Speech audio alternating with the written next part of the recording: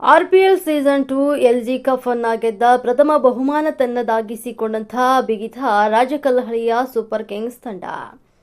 ಕೋಲಾರ ತಾಲೂಕು ವೆಮಗಲ್ ಹೋಬಳಿ ರಾಜಕಲ್ಲಹಳ್ಳಿ ಗ್ರಾಮದಲ್ಲಿ LG foundation ಸಂಸ್ಥಾಪಕ ಕರುಣಾಮಯಿ ಎಂ ಲಕ್ಷ್ಮಣಗೌಡ ಆಯೋಜನೆ ಮಾಡಿದಂತಹ ಎಲ್ಜಿ ಕಪ್ ಆರ್ಪಿಎಲ್ ಸೀಸನ್ 2 ನಲ್ಲಿ ರಾಜಕಲ್ಲಹಳ್ಳಿಯ ಸೂಪರ್ ಕಿಂಗ್ಸ್ ತಂಡ ಪ್ರಥಮ ಬಹುಮಾನವನ್ನು ಗೆದ್ದು ಇಂದು ಎಲ್ಜಿ ಕಪ್ ಅನ್ನು ತನ್ನದಾಗಿಸಿಕೊಂಡಿದೆ.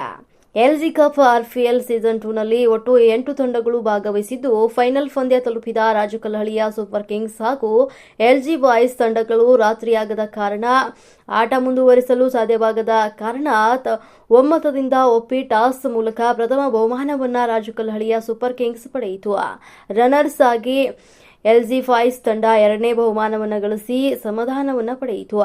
ರನ್ನರ್ಸ್ ಆಫ್ ಆದಂತಹ ಸೀಸನ್ ಎಲ್ಜಿ ಬಾಯ್ಸ್ನ ಅರ್ಜುನ್ ಪಡೆದ್ರು. ಬೆಸ್ಟ್ ಬ್ಯಾಟ್ಸ್ಮನ್ ಆಗಿ ಪ್ರಶಸ್ತಿಯನ್ನು ಎಲ್ಜಿ ಬಾಯ್ಸ್ನ ಸಂತು ಎವಿಡಿ ರವರು ತನ್ನದಾಗಿಸಿಕೊಂಡಿದ್ದಾರೆ ಹಾಗೂ ಬೆಸ್ಟ್ ಬೌಲರ್ ಆಗಿ ಪ್ರಜ್ವಲ್ ಕುಮಾರ್ ಅವರು ಹೊರಹೊಮ್ಮಿದ್ದಾರೆ. ಬಹುಮಾನ ವಿತರಣೆ ಮಾಡಿ ಮಾತನಾಡಿದಂತಹ ಆರ್ಯಭಟ್ಟ ಪ್ರಶಸ್ತಿ ವಿಜೇತ ಹಾಗೂ ಸಮಾಜ ಸೇವಕರಾದಂತಹ ಕರುಣಾಮಯಿ ಎಂ ಲಕ್ಷ್ಮಣಗೌಡರು ಬೇರೆ ಗ್ರಾಮಗಳ ಟೀಮ್ಗಳಿಗೆ ಅವಕಾಶ ನೀಡದೆ ರಾಜಕಲ್ಲಹಳ್ಳಿಯವರೇ 8 ತಂಡಗಳನ್ನು ರಚಿಸಿಕೊಂಡು ಸೌಹಾರ್ದವಾಗಿ ಟೂರ್ನಮೆಂಟ್ ನಡೆಸಿದ್ದು ಸೋತವರು ಗೆದ್ದವರು ಎಲ್ಲರೂ ನಮ್ಮವರೇ ಆಗಿದ್ದರಿಂದಾಗಿ ಸೋಲು ಅನುಭವವನ್ನು ತಿಳಿಸುತ್ತದೆ, ಗೆಲುವು ಆತ್ಮವಿಶ್ವಾಸವನ್ನು ಹೆಚ್ಚಿಸುತ್ತದೆ ಅಂತ ಈ ಸಂದರ್ಭದಲ್ಲಿ ಹೇಳಿದರು.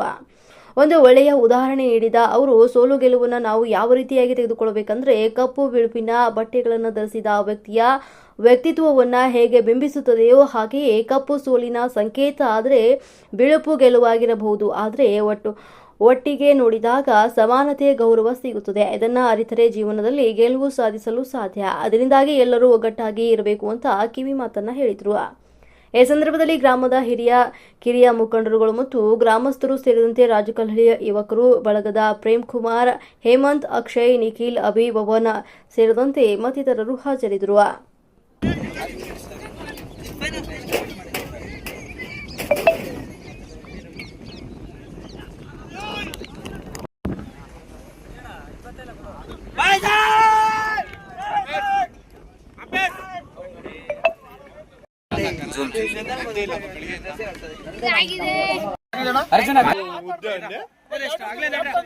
ಅವ್ರೆ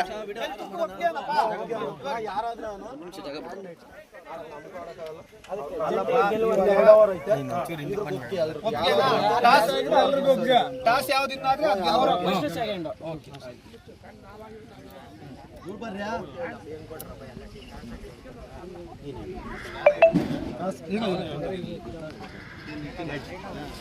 ನಿಧಾನ